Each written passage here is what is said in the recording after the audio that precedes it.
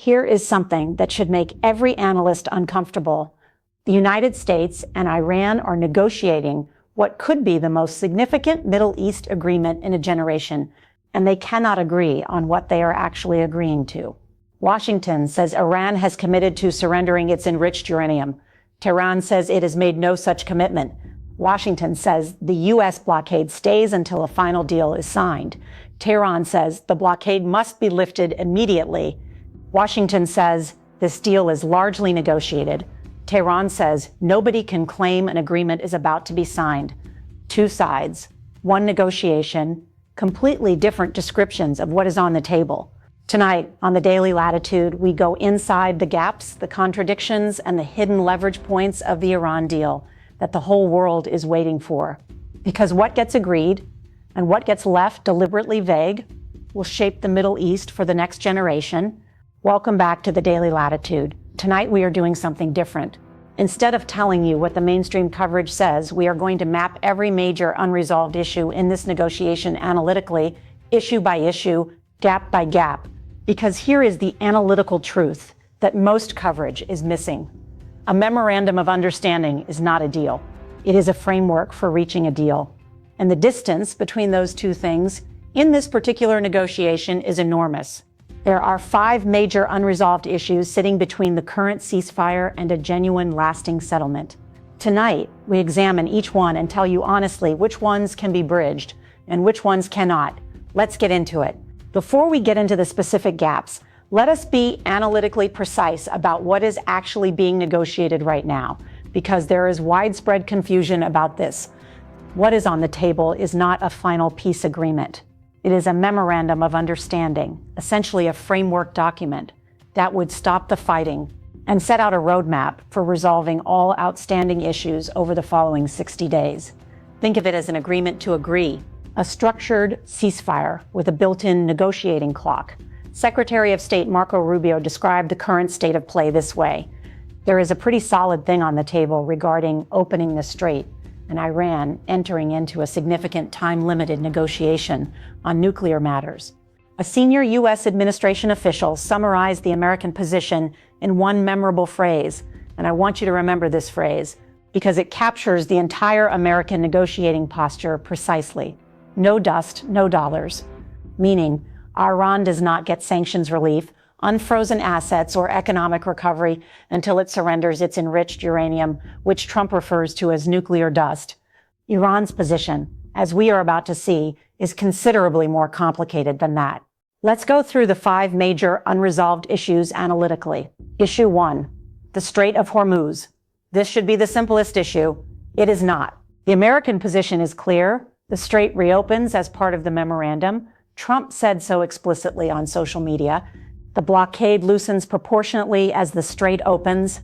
Full blockade removal comes only after a final comprehensive deal is signed. Iran's position is more nuanced and more revealing. Multiple Iranian media outlets reported that Iran intends to maintain supervision over the strait. Tehran is also insisting on coordinating passage through Oman, explicitly excluding the United States from any management role. Here is the analytical significance. Iran is not just asking for the strait to reopen. Iran is asking to emerge from this war with more control over the world's most critical oil choke point. That is a fundamentally different negotiating objective than simply ending a war. Issue 2, enriched uranium. This is the core issue, the one that started this entire conflict, and it is the most dangerously unresolved. The American position: Iran commits to surrendering its stockpile of over 400 kilograms of highly enriched uranium. Trump has been explicit. He wants a 20-year suspension of enrichment as part of any comprehensive deal.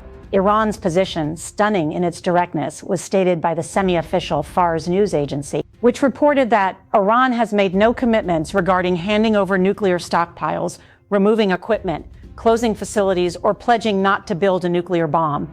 Read that again. The semi-official Iranian news agency is publicly stating that Iran has made none of the core nuclear commitments that Washington says are central to the deal. That gap is not a negotiating nuance. That is a fundamental disagreement about what this agreement is actually for. Issue 3, frozen assets. Iran's economy is in crisis. The Iranian currency hit an all-time low against the dollar in early May. The government needs access to billions of dollars in frozen overseas assets urgently. Iran's demand is explicit. A specific portion of frozen assets must be released at the very first step of any agreement. Without that, Tehran says there is no agreement. Washington's position, asset unfreezing, happens only after the Strait of Hormuz has fully reopened. The sequencing dispute here is analytically significant. Iran wants economic relief upfront before it has delivered on its commitments. America wants delivery first, relief second. This is classic negotiating deadlock, and it is not yet resolved. Issue 4, sanctions. This is where the gap between the two sides becomes almost philosophical. Iran's demand, the lifting of all sanctions, is explicitly written into the text of their negotiating position. Iranian officials estimate that sanctions relief on oil sales alone could generate nearly $10 billion in revenue over a 60-day period. But Iranian Foreign Ministry spokesman Baghai himself acknowledged on Saturday, lifting sanctions will not be discussed in the short time frame of the memorandum negotiations. Here is the analytical reading of that statement. Iran has put maximum demands on paper to establish leverage for the 60-day comprehensive negotiation that follows. This is standard diplomatic positioning. But it tells you something important about how far apart the two sides actually are on the economic dimensions of this deal. Issue 5, Lebanon and Hezbollah. This is the issue that could quietly collapse everything else. Iran is insisting that any memorandum must include a declaration of the end of war on all fronts, explicitly including Lebanon and Hezbollah. But Trump told Israeli Prime Minister Netanyahu directly that he supports Israel's wish to maintain complete freedom of action against threats on all fronts, including Lebanon. So Iran wants Lebanon included in the ceasefire. Israel wants complete freedom to continue operations in Lebanon. And Trump has publicly supported both positions simultaneously. That is not a negotiating position. That is a contradiction. And contradictions have a way of becoming crises.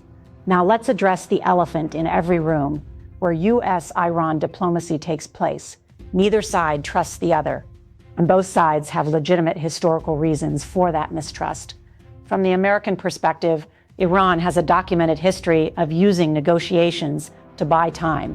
Trump referenced this directly on Truth Social, saying explicitly that he would not make a deal like Obama's, which he claims gave Iran a clear path to a nuclear weapon.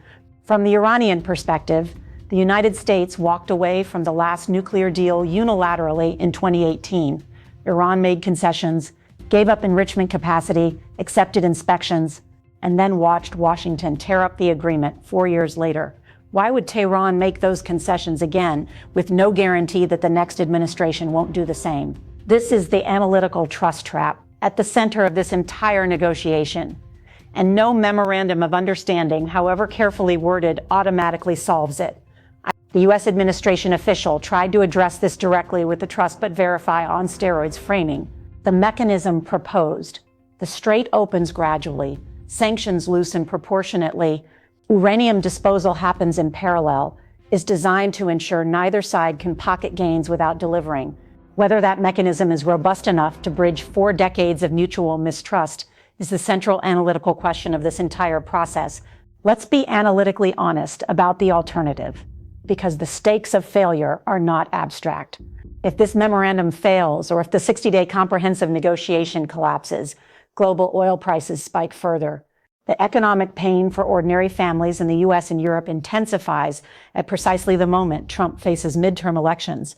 The United States would face pressure to resume military operations, but would do so with roughly half of its THAAD interceptor inventory already expended.